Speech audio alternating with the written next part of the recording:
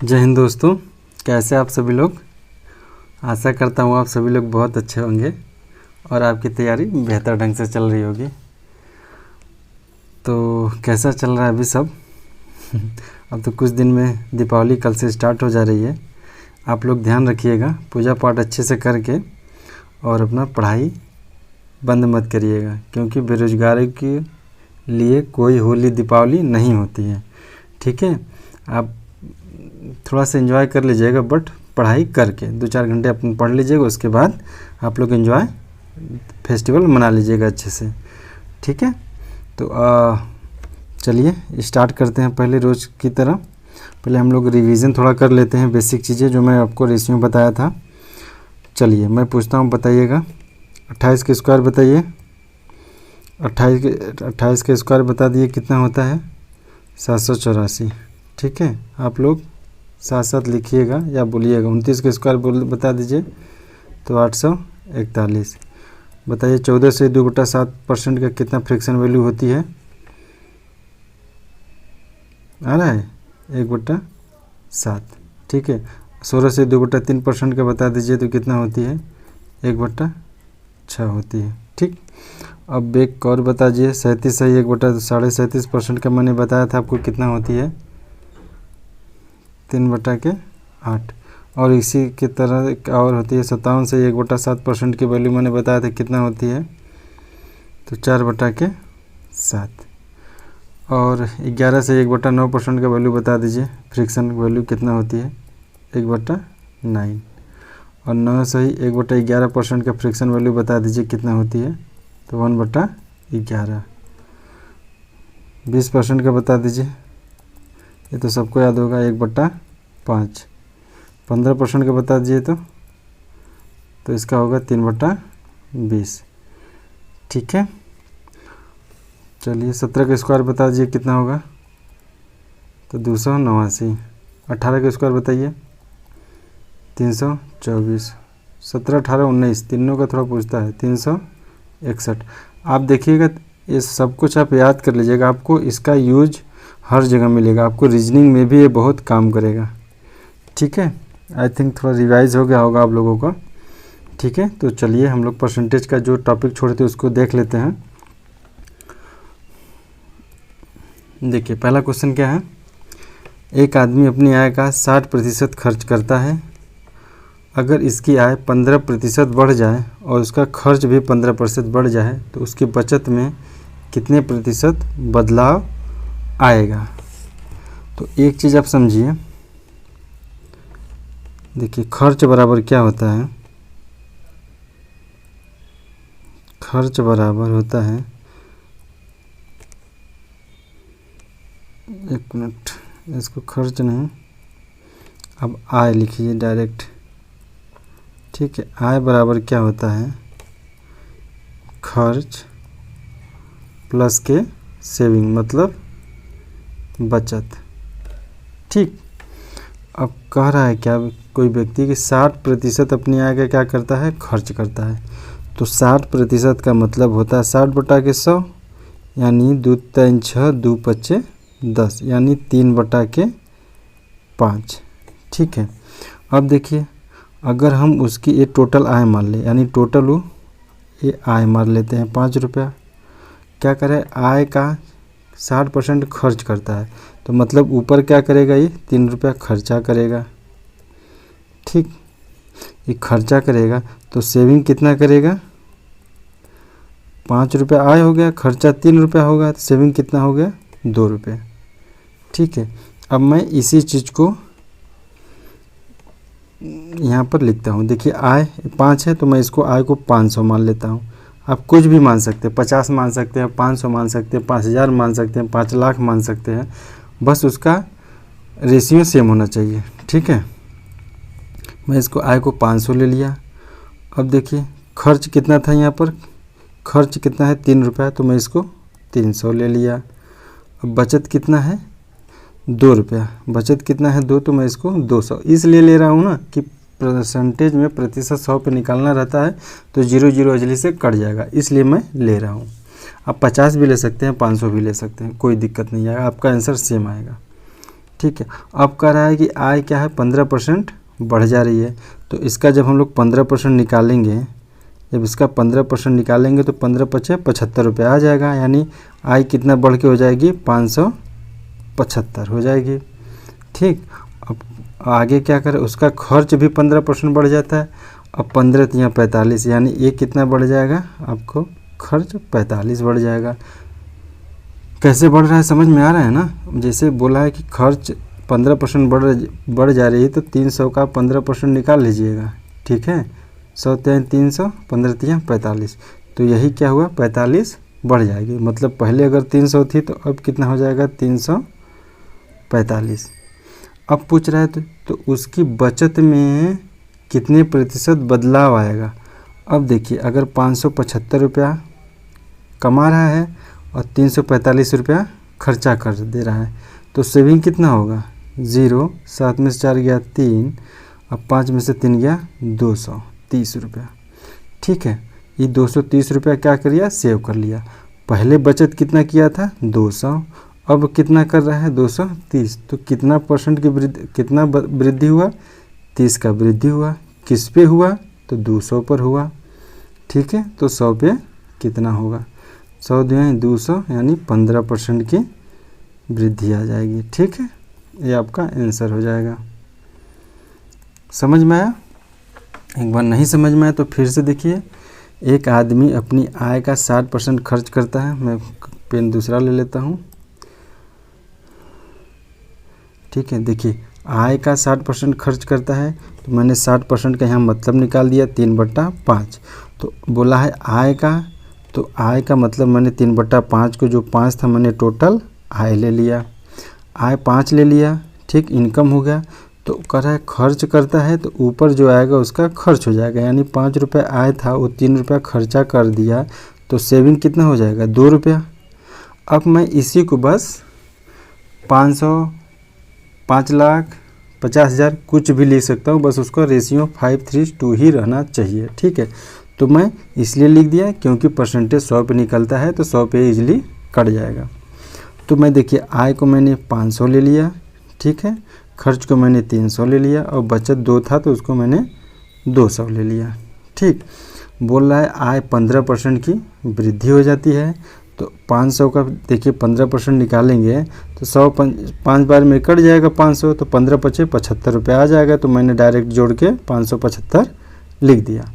ठीक है, अब 300, अब उसका खर्च भी बोला 15% बढ़ जा रहा है, तो 300 का 15% निकालेंगे तो 45 रुपये आएगा। तो 300 था और खर्च बढ़ गया 45 रुपया, तो टोटल हो गया 345। पूछा है बचत में कितने परसेंट की बदलाव आएगा, तो अब 575 रुपया आय कमा रहा था, यानी इनकम था उसका, और 345 रुपया खर्च कर दिया, तो बचाएगा कितना 230 रुपया। इसमें से हम लोग माइनस कर देंगे, बचेगा 230 रुपये। यानी पहले उसका बचत था 200, तो अब बचत कितना हो गया 230। तो बढ़ा कितना 30 पे, तो किस पे 200 पे, तो 100 पे कितना, तो आ जाएगा अंदर आपका 15%। ठीक है, चलिए नेक्स्ट क्वेश्चन देख लेते हैं। एक आदमी, देखिए उस टाइप का मैंने 2 क्वेश्चन लिया। हर जो भी नया क्वेश्चन रहता है मैं 2 क्वेश्चन ले लेता हूँ, क्योंकि आपको क्लियर हो जाए सब कुछ। देखिए इसमें क्या, एक आदमी अपनी आय का 75% खर्च करता है। अब देखिए 75% खर्च करता है, तो 75% को लेकर निकालेंगे हम लोग। मैं इसलिए करूँ तो 25 तिहाई 75, 25 चौका 100, यानी 3/4। अब देखिए आय अगर मैं 4 रुपया मान लूँ, इसका इनकम यहाँ पर मैं उसको आय 4 रुपया मान लेता हूँ, और खर्चा इसका 3 रुपया ये खर्च कर दिया, तो सेविंग कितना करेगा वो 1 रुपया सेविंग करेगा। ठीक है, कितना करेगा 1 रुपया सेविंग कर लेगा। अब मैं इसी को लिख देता हूँ। देखिए आय, ठीक, खर्च, बचत। ठीक, आय मैंने कितना माना 4, तो मैं इसको 400 ले लिया। खर्च क्या है 3 था, तो मैं इसको 300 ले लिया। बचत 1 था तो मैं इसको 100 ले लिया। ठीक है, अब कह रहा है उसकी आय 20% बढ़ जाती है। अब देखिए आय बोल रहा है 20% बढ़ जाती है तो कितना बढ़ जाएगी, 80। ठीक है, अब देखिए आय 20% बढ़ जा रही है तो 400 का अगर 20% आप निकालेंगे, 20% का मतलब कितना है, 1/5, 5 एकम 5, 5 बट्ठे 40, मतलब 80 रुपया बढ़ गया। तो 400 पहले था, 80 रुपया बढ़ गया तो अब कितना हो जाएगा, 480। ठीक, ये आय हो गया। बोल रहा है खर्च 10% बढ़ जाती है तो 10 त्याई 30 रुपया हो जाएगा ये। ठीक है, खर्च 10% बढ़ जाती है, 10%, 300 का 10% निकालेंगे तो 30 आएगा, मतलब ये 30 रुपया बढ़ जाएगा तो कितना हो जाएगा खर्चा, 330 रुपया।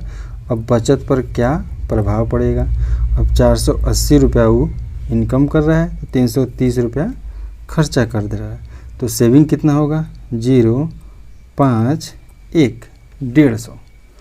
अब 150 रुपया अब सेविंग होगा, पहले 100 ही रुपया था। ठीक है, अब कितना हो गया, 50 रुपया बढ़ गया, तो आपका डायरेक्ट आ जाएगा 50% की वृद्धि हो जाएगी। ठीक है, 100 पे है इसलिए डायरेक्ट, इसलिए मैंने 50 लिख दिया, लेकिन वैसे भी करेंगे तो वही हो जाएगा। 50 है, बढ़ा कितना है, 100 पे, तो 100 पे कितना, ये 100 कैंसिल हो जाएगा, ये 50 आपका डायरेक्ट आ जाएगा, ये आपका आंसर हो जाएगा। ठीक है, उम्मीद कर रहा हूँ कि आप लोगों को समझ में आ रहा होगा। चलिए नेक्स्ट क्वेश्चन देख लेते हैं। अब देखिए फाइंड इक्विवेलेंट डिस्काउंट ऑफ 10% और 10%।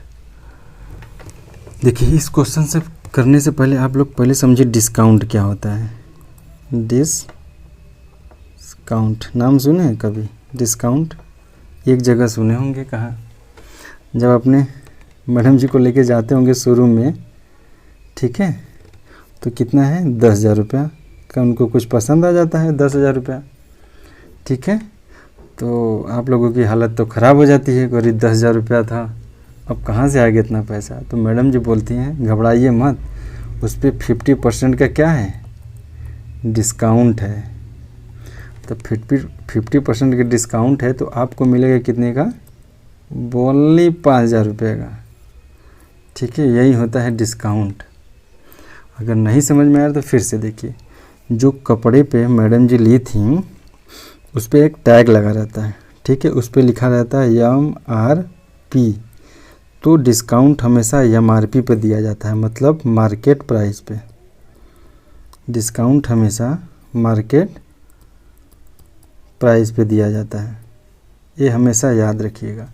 डिस्काउंट हमेशा क्रय मूल्य पे नहीं दिया जाता है, न तो SP पे दिया जाता है, हमेशा डिस्काउंट MP पे दिया जाता है, मतलब मार्केट प्राइस पे। ठीक है, समझ के डिस्काउंट क्या होता है। चलिए अब क्वेश्चन करते हैं, इसको मैं रब कर देता हूँ।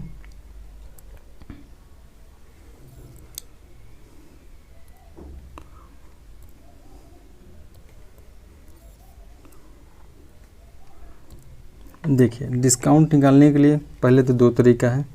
पहले बहुत लोग क्या फार्मूला बताते हैं, क्या, x + y + x + y xy/100, ये फार्मूला बताते हैं।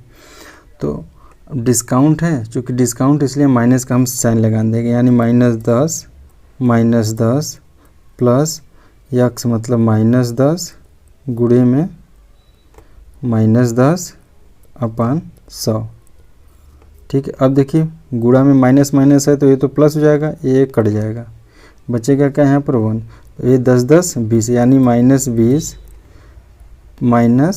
-20 प्लस में 1 तो आ जाएगा -19%, यानी 10 10 का करेंगे तो आपका -19% इक्विवेलेंट डिस्काउंट आएगा।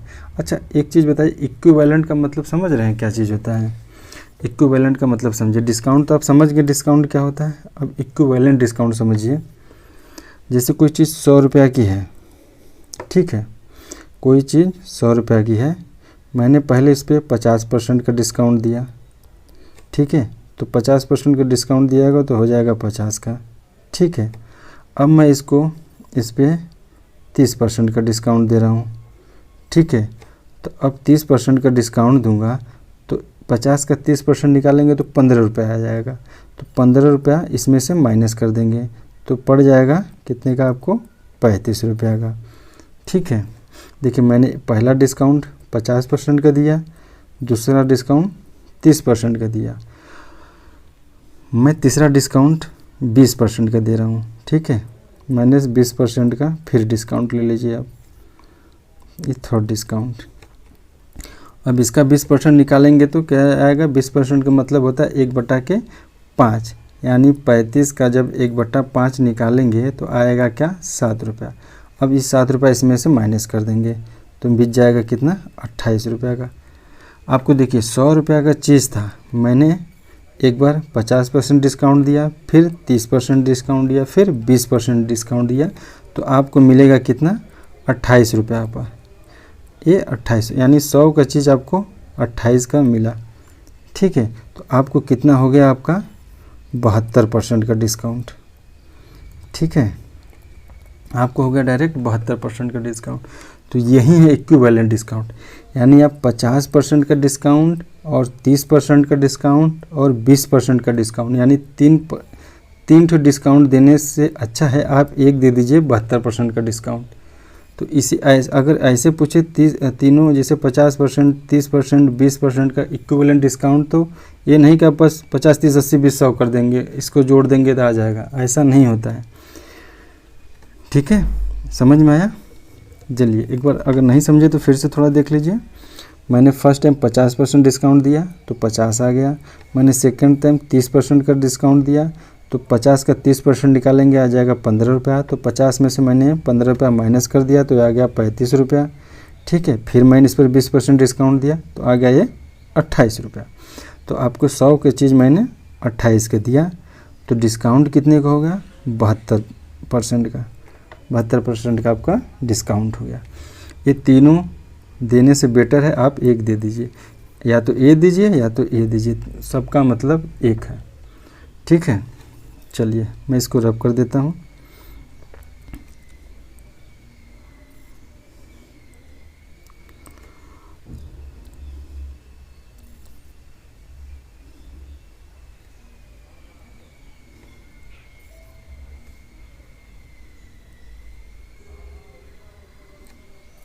देखिए तो यही इक्विवेलेंट डिस्काउंट पूछा है, यानी 10% और 10% का अगर दो डिस्काउंट देंगे तो इसके इक्वल कौन सा डिस्काउंट आएगा। तो मैंने एक फार्मूला बता दिया आपको, ये फार्मूला अगर रटना होगा तो आप रट लीजिएगा, फिर मैं एक मेथड और रेशियो मेथड से बताता हूँ। ये फार्मूला है x + y + x/100, डिस्काउंट था इसलिए मैंने माइनस लगाया, ठीक है। तो आपका 19% आएगा। अब देखिए मैं इसका दूसरा रेशियो मेथड बताता हूँ जो मैं प्रीफर करता हूँ, या तो मैं जो अभी बता रहा हूँ, ठीक है। देखिए 10% को मैं क्या लिख सकता हूँ, 1/10, ठीक है। तो फिर मैं 10%, दो डिस्काउंट है तो 10% का मतलब क्या होता है, 1/10, यानी अगर कोई चीज़ 10 की है, मैं 1 का डिस्काउंट दूंगा तो बेचूंगा कितने में, 9 की। चूँकि 2 ठो है तो फिर वही चीज़, मैंने 10 का चीज़ है, कोई 1 का डिस्काउंट दिया तो बेचूंगा 9 में। तो 10 में 100 और 9 81, ठीक है। अब 100 का चीज़ है, मैं 81 में बेच दिया तो डिस्काउंट कितने का हो गया, 19% का डिस्काउंट हो गया। ये आपका डायरेक्ट आंसर आ गया। आप ऐसे भी कर सकते हैं, ऐसे भी कर सकते हैं, नो डाउट। लेकिन ये तरीका वहाँ पर फेल हो जाता है जब मैं दे दूँ 12 से 1/2% और 11 से 1/9% का दो इक्विवेलेंट डिस्काउंट दे दिया, तब बताइए। तब इसको आप अगर इसमें रखेंगे आ जाएगा आंसर, बट थोड़ा कैलकुलेशन हो जाएगा। लेकिन इस रेशियो मेथड से आप इसका रेशियो फ्रैक्शन वैल्यू पता है आपको, आप शॉर्ट से लगा सकते हैं, ठीक है। चलिए देखते हैं नेक्स्ट क्वेश्चन क्या है। देखिए find the equivalent discount of 10%, 20% and 30%, ठीक है। तो देखिए 10% का वैल्यू मैंने बताया कि क्या होता है, 1/10। 20% का वैल्यू मैंने बताया, 20% का वैल्यू कितना हो, 1/5। और 30% का मैंने वैल्यू बताया कितना होता है, 3/10, ठीक है। अब देखिए फिर वही रेशियो मेथड, आप अगर आप इससे लगाना चाहते हैं x + y अपन x y अपन 100, अगर इससे लगाना चाहते हैं पहले आप 2 को लेके लगा लीजिएगा, मतलब 10% और 20% लेके लगा लीजिएगा, इसको लेके लगा लीजिएगा। जब इसके इक्विवेलेंट एक आ जाएगा तो फिर इसको लेके लगा लेंगे। आपको 2 बार लगाना होगा इस फार्मूला से। लेकिन रेशियो मेथड से देखिए मैं बताता हूँ। अब देखिए 10% का मतलब मैं बताया 10, अगर 1 का डिस्काउंट दिया तो बेचेगा कितने का, 9 का। फिर 20% का डिस्काउंट है, यानी 5 का चीज़ है, 1 का डिस्काउंट देगा तो बेचेगा कितने का, 4 का। अब 30% का मतलब होता है कोई चीज़ 10 का है, अगर 3 का डिस्काउंट दिया बेचेगा कितने में, 7 में। अब देखिए आप इसको ऐसे इस क्रॉस में काट सकते हैं, यानी 2 पंजे 10, 2 दूनी के 4, ऐसे अगर कोई चीज़ कटे तो आप काट दीजिए। देखिए 5 पचे 25, 10 में 250। अब इसको कर देख लीजिए, 9 दूनी 18, 7 126, ठीक है। अब देखिए 250 का चीज़ था, 126 रुपये में हमने बेचा। अब देखिए हमेशा क्या डिस्काउंट हम लोग प्रतिशत पढ़ रहे तो हमेशा 100 पे निकालता है, तो अब इसको हम लोग 100 बनाएंगे, ठीक है। अब कैसे बनाएंगे आप देखिए, आप किसी भी तरीके से 100 बनाइए इसको। देखिए अब इसको हम लोग क्या बोले कि इसको हमेशा 100 बनाना है आपको, क्योंकि डिस्काउंट या परसेंटेज हमेशा 100 पे निकलता है। तो 250 का चीज़ था 126 में है, तो इसको मैं 50 बनाता हूँ पहले। तो इसको क्या करें, मैं 5 से भाग देता हूँ, ठीक है। तो 5 पचे 25, और इधर जब इधर भाग दे रहे हैं तो इधर भी भाग देंगे। तो 5 दूना 10, 5 पचे 25, 5 दूना 10। अब देखिए 50 आ गया 25.2। अब इसको मैं 2 का मल्टीप्लाई कर देता हूँ, तो यहाँ बन गया 100। यहाँ कितना होगा, 2 का मल्टीप्लाई करेंगे तो 2 दूनी 4, पॉइंट 2 पंजे 10, 0 2 दूनी 4 1 50। अब देखिए 100 बन गया। अब 100 का चीज़ था 50.4 में हम लोग बेच दिए, ठीक है। तो 100 का चीज़ था 50.4 में बेचे, तो डिस्काउंट कितने का हुआ, 49.6%। ये आपका आंसर आ जाएगा, ठीक है। चलिए नेक्स्ट क्वेश्चन देख लेते हैं। Find the equivalent discount of, देखिए ये है 12 से 1/2%, 12 से 1/2%, और है 11 से 1/9%, और है 10%। ये 3 वैल्यू आपको दिया है, ठीक है। अब देखिए अब इसको आप x + y + XY अपन 100 से लगाते फार्मूला से, तो आप तो इसको कैलकुलेशन करते ही रह जाते। तो इस सब से बचने के लिए हम लोग रेशियो मेथड यूज करेंगे। मैंने बताया था 12.5% की वैल्यू कितना होता है, 1/8, और 11 से 1/9% की वैल्यू कितनी होती है, 1/9, और 10% की होती है 1/10। देखिए अब 8 का चीज़ है, 8 का कोई चीज़ है, 1 का डिस्काउंट देंगे तो बेचेगा कितने में, 7 में। अब कोई 9 का चीज़ है, 1 का डिस्काउंट देंगे बेचेगा कितने में, 8 में। अब 10 का चीज़ है, 1 का डिस्काउंट देंगे बेचेगा कितने में, 9 में, ठीक है। मैंने क्या बोला था कि ऐसे ऐसे कटे तो आप काट दीजिए, यानी 10 9 90 का चीज़ है, 63 रुपये का आपको पड़ रहा है। मैंने क्या बोला कि इसको हमेशा आपको 100 बनाना पड़ता है, ठीक है। तो अब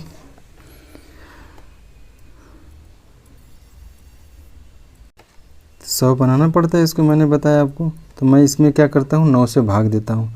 9 से भाग दूंगा तो 10 आ जाएगा, 10 का चीज़ 7 में हो जाएगा। अब फिर मैं इसमें 10 का मल्टीप्लाई कर दूंगा। क्या करते हैं, इसको हम 100 बनाते हैं तो इसमें हम 10 का मल्टीप्लाई कर देते हैं, अब इसको भी 10 से मल्टीप्लाई कर देते हैं। तो देखिए क्या हो जाएगा, 100 का चीज़ है और इधर 10 का मल्टीप्लाई करेंगे 70, यानी 100 का चीज़ अगर 70 में मिल रहा है तो 30% की क्या होगी आपकी, डिस्काउंट। ये आपका आंसर हो जाएगा, ठीक है। चलिए नेक्स्ट क्वेश्चन देख लेते हैं। चीनी की कीमत में, देखिए बहुत बढ़िया क्वेश्चन है, इसमें एक चीज़ आपको समझना है। चीनी की कीमत में 20% की वृद्धि हुई, अब खपत में कितनी प्रतिशत की कमी की जाए ताकि खर्च समान रहे। एक चीज़ मैंने आपको स्टार्टिंग में बताया था, क्या बताया था, एक फार्मूला बताया था कि क्या होता है, मूल्य गुणे खपत इक्वल टू खर्च। ठीक है, मैं इसको समझाया था स्टार्टिंग में, अगर आप लोग नहीं देखे हैं तो एक बार प्रीवियस वीडियो देख लीजिएगा। ठीक है, तो अब मैं यहाँ पर लिख दिया हूँ वास्तविक का वा लिख देता हूँ, वास्तविक मूल्य या पहले का मूल्य। ठीक है, और ये नया मूल्य मैं ऐसे लिख दिया। अब देखिए चीनी की कीमत में बोल रहा है, पेन दूसरा ले लेता हूँ मैं। चीनी की कीमत में बोल रहा है क्या कि 20% की वृद्धि हुई, यानी कीमत में मूल्य में 20% की वृद्धि हुई, यानी 20% का मतलब 1/5। ठीक है, यानी मूल्य पहले 5 था तो 1 की वृद्धि हो गई तो हो जाएगा 6 रुपया। ठीक, अब आगे क्या करें, खपत में कितने प्रतिशत की कमी करें, मतलब इसमें हमको कम करना है ताकि खर्चा क्या रहे, समान रहे। खर्च को हमको समान करना है, यानी इसको हमको ये जो खर्चा आ रहा है इसको समान करना है। अब देखिए खर्चा को हम लोग समान करने के लिए अगर मूल्य 5 से 6 है तो खपत को हम लोग को 6 से 5 करना होगा। ठीक है, तभी तो 6 पंजे 30 रुपये यहाँ खर्चा आ जाएगा, यहाँ पर 6 पंजे 30 यहाँ पर भी खर्चा आ जाएगा। एक बार फिर से ध्यान दीजिए, खर्च को समान करने के लिए खर्च को हमको समान करना है। कीमत में 20% की वृद्धि हो गई तो कीमत में अगर मूल्य में 20% की वृद्धि हुई तो 20% का मतलब होता है 1/5, यानी पहले कीमत 5 थी तो 1 बढ़ जाएगी, कितनी हो जाएगी 6। ठीक है, अब खपत में कमी पूछा है, खपत में कितने प्रतिशत की कमी की जाए।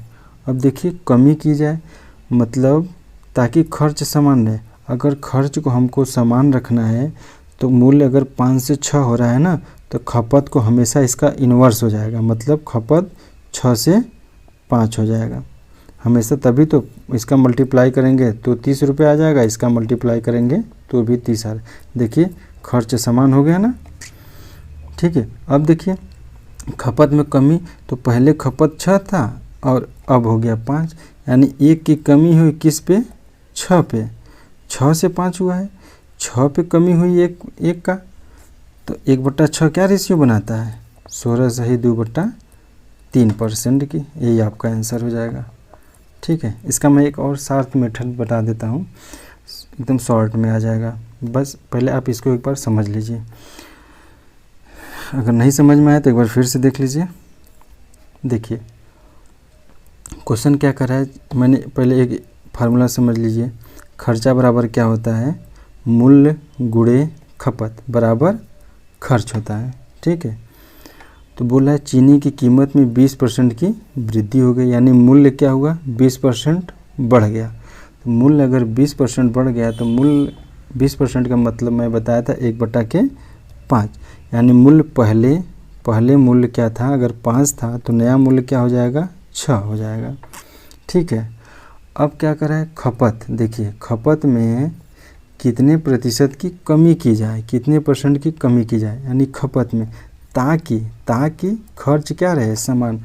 अगर खर्च को हमको समान करना है, मतलब जितना पहले खर्च आता था अभी भी उतना है, तो खपत को हमको, अगर ये मूल्य 5 से 6 हुआ ना तो इसका इन्वर्स उल्टा करना होगा, खपत को 6 से 5 करना होगा।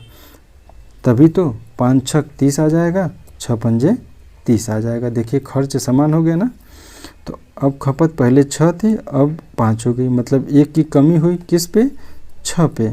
तो 1/6 रेशियो क्या बनाएगा, 16/2/3%। अब देखिए इसका शॉर्ट, एकदम शॉर्ट मेथड, इसको मैं रब कर देता हूँ। आशा करता हूँ आप लोग इसको समझ गए होंगे।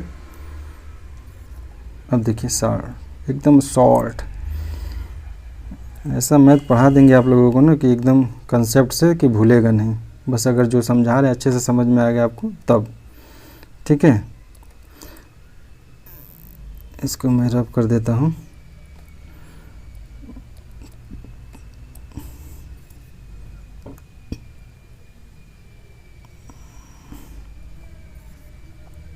देखिए क्वेश्चन कह रहा है चीनी की कीमत में 20% की वृद्धि हुई। तो अब देखिए 20% की वृद्धि हुई, 20% का मतलब क्या होता है, 1/5। अब देखिए मैंने बोला था कीमत, ठीक है, कीमत मतलब मूल्य, कीमत मतलब मूल्य, मूल्य, ठीक है। मूल्य में वृद्धि हो, यानी पहले मूल्य अगर 5 था तो अब मूल्य कितना हो जाएगा 6, ठीक है। अब खर्च को हमको समान रखना है। जब खर्च को समान रखना है ना, तो इसका खपत जो मैं फार्मूला बताया था, खपत क्या हो जाएगा 6 से 5 हो जाएगा। तभी तो मल्टीप्लाई करेंगे, एक फार्मूला जो मैं बताया था, खर्च बराबर मूल्य गुणे खपत, ठीक है, मूल्य गुणे खपत। अब खर्च को हमको समान रखना है। अगर मूल्य 5 से 6 हो रही है तो खपत इसका अपोजिट हो जाएगा, 6 से 5 होगी, ठीक है। 6 से 5 होगी तो देखिए खपत, अगर मूल्य ऐसे जनरली सोचिए आप, फिजिकली मतलब आप प्रैक्टिकली सोचिए, मूल्य अगर वृद्धि होगा किसी चीज़ में, आलू की कीमत या प्याज की कीमत में अगर वृद्धि होगा, तो अगर हम लोगों को अगर 500 रुपया पहले था, अभी भी 500 रुपया है, तो हम लोगों को अपनी खपत ही तो कम करनी होगी। अगर मैं पहले 5 किलो आलू खाता था, हमको 500 रुपया में खर्चा चलाना है, तो जहाँ मैंने 5 किलो आलू खाना था तो अब तो 4 ही किलो ही खाएंगे। खपत तो हमको अपना खपत तो कम करना होगा। तो वहीं अगर कीमत बढ़ जा रही है ना, अगर कीमत 5 से 6 हो जा रही है तो खपत को आपको कम करना होगा, मतलब इसका अपोजिट करना होगा, ठीक है, 6 से 5 करना होगा। तो यानी 1 की कमी होगी किस पे, 6 पे। तो 1/6 रेशियो बनाता है 16/2/3%। ये आपका आंसर हो गया, ठीक है। एक विधि और बता दूँ, चलिए एक विधि मैं और बताता हूँ आपको। इसको मैं रफ कर लेता हूँ। देखिए 3 मेथड बता देता हूँ आपको, जो अच्छा लगे आप कर लीजिएगा।